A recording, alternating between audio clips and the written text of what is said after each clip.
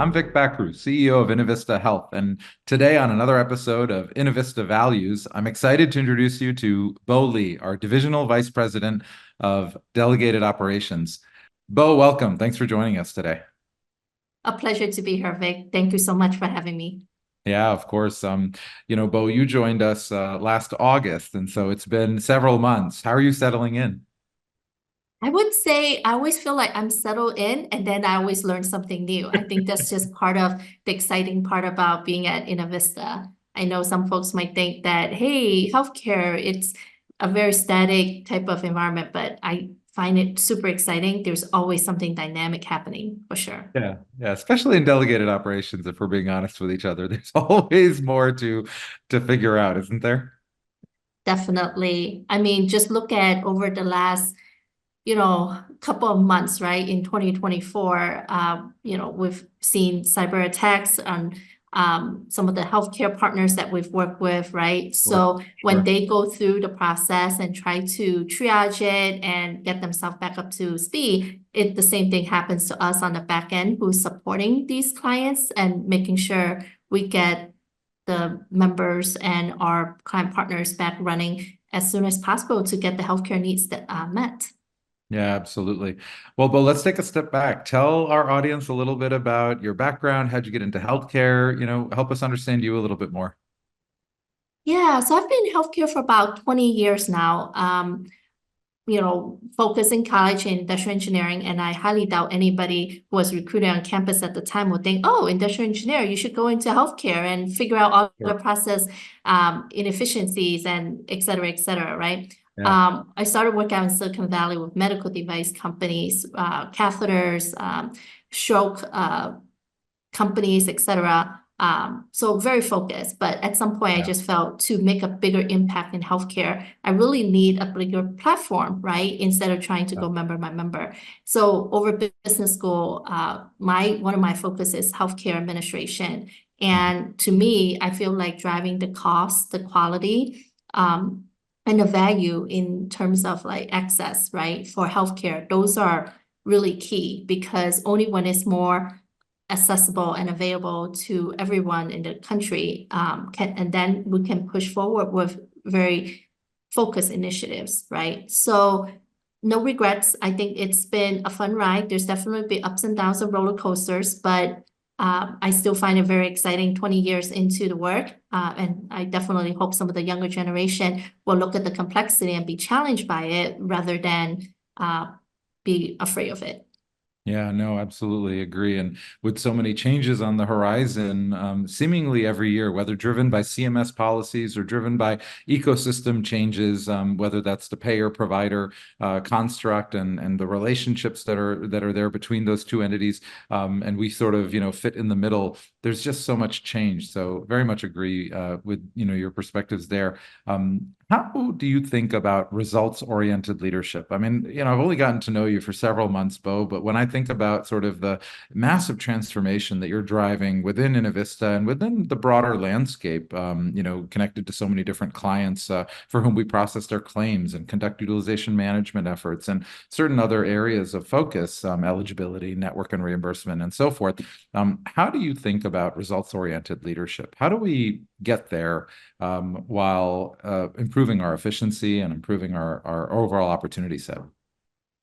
Yeah, I think from, making driving towards results, right? I think that's actually really hard to do, right? Which is where the challenge comes in. And mainly it's because, everything we do with our partners in health, health plans, it's very complicated. So somebody might say, I'm going to be result driven and manage my area, a certain space, right? Whether Yeah, you talk about utilization management, case management, but to actually get to some end goal, right? yeah, It requires a lot of teamwork, right? Where everybody's in alignment with the same mentality that we will drive towards this result and backtrack into it, look for partners along the way. And we end up doing things a lot more different than what we are currently operating in. And I think some folks might look at it and go, hey, it's way beyond the scope of work or my expertise. And I right. think that's part of why the results, to the best of their intention, comes out to they get it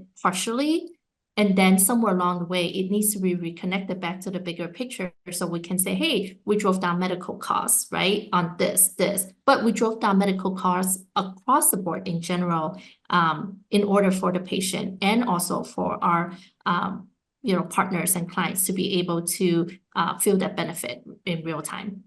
Yeah, no, absolutely. How do you think about the role that technology needs to play in this transformation across our industry again, right? How do we become even more efficient? We've seen offshoring models, we've seen improvement in operational efficiency through certain workflows. You're driving a lot of this change here at Innovista as well. How do we think about the role that technology can play in some of this from your perspective, especially given your background? Yeah, I think it's a very pivotal part of it, right? Where technology comes in. And the key thing is because you look at the delegated ops business or health insurance business, it's a very, very high volume type of business. So anything where that we could leverage technology for automation, we could, reorganize the workflow. We could go in and say, hey, we could use AI on certain pieces. Right. I think any of those and plus a lot more, right? Because you've seen the landscape pop up with a lot of like auto offer approvals, like a lot of small companies that focus and is actually ahead of the game, right? Where they're Yeah. not ahead of the game is how they very efficiently and cost wise fit into the bigger picture and the bigger model. So that's a lot of work to bring them on board and Sure. give them the platform that they need so that in turn that helps us in terms of getting some of these complicated works through much quicker from a turnaround time, but also making sure that we don't have as many quote unquote manual errors in the industry, right? People see it in the hospital errors that happen, but similarly in a back office, there's a lot of work that could be improved with like technology. Yeah, no, absolutely agree there.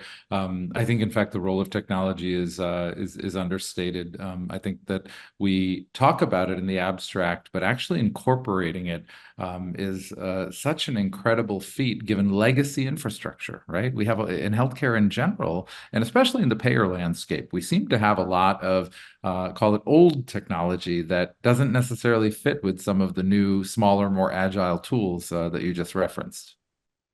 Yeah, we've seen some, technology built back into the 80s where a lot of folks who originally built it are currently like partially retired or retire. So just trying to, fit it back in with like for like support purposes is not really doable, right? But because everything's there, it takes a lot of cost, like it costs money, it takes a lot of effort and time, right, to actually implement it while you're concurrently having operations in parallel. So I think that's where a lot of health insurance are trying to work through it, but that transformation, they've gone through it one round, they've gone through it multiple rounds at this point, and still Yeah, trying to nail it. yeah. No, that's a world of opportunity, right? As we say. Well, great.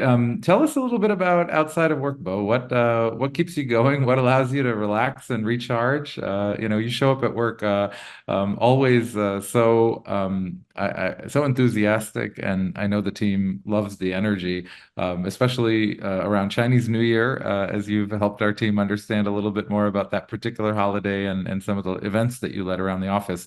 But help us understand, how do you keep that smile on your face and always keep charging forward in such a complex work environment?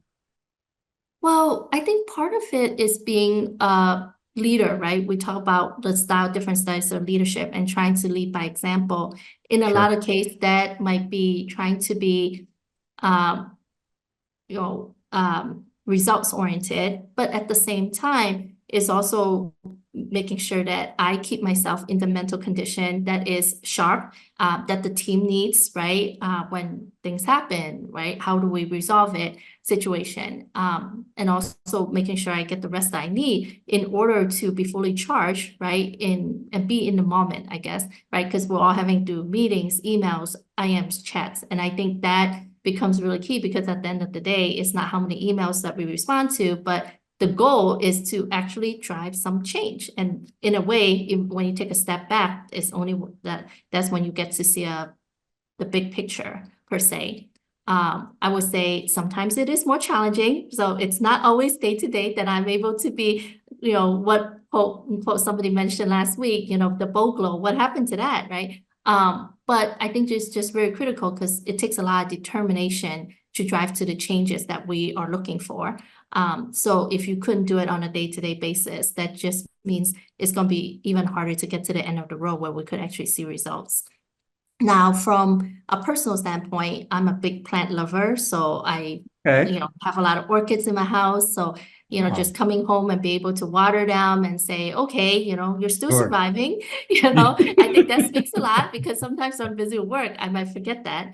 I'm also avid hiker. So next week I'll be hiking the Utah Fives, right? Oh, So it will be wow. very challenging because day to day we're all in the office sitting down, but trying to do a 10-mile hike with some elevation is going Oh, to be a little bit sure. more challenging, right? Yeah. Now compared to let's say 20 years ago. Yeah. But I find those could be good times to just unpack and let the brain breathe and be back and be more refreshed. And take myself outside of the day to day and then go like, okay, what's the next transformation we could do? Just having that breathing room literally to recharge, right? So that's very helpful. Now with Lunar New Year, it's something that I've been trying to do more of and probably a tradition over the last 10 years where I'll bring in Nice. tangerines, which has this like a homonym with luck, and just Mhm. share some of that culture. I think during COVID, there's definitely a little bit more of anti-Asian, propaganda going out around there and just trying to be respectful of all cultures, just like we've seen with anti-Semitism more recently, right? So I think if we all each just do our own little part to it, the world's just a much better place.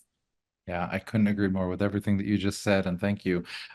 Your leadership in our team is so incredibly valuable, and I'm sure our audience sees that even through the course of this conversation. So thank you, Bo, for everything you just shared and for your continuing leadership on our team. Well, it's again a pleasure. Thank you so much for having me. I hope everybody has a great day. Yeah, absolutely. And thank you to our listeners as well for joining another episode of Innovista Values. This has been a wonderful conversation with Bo Lee, our Divisional Vice President for Delegated Operations. I'm Vic Bakhru, CEO of Innovista Health. Until next time, take care.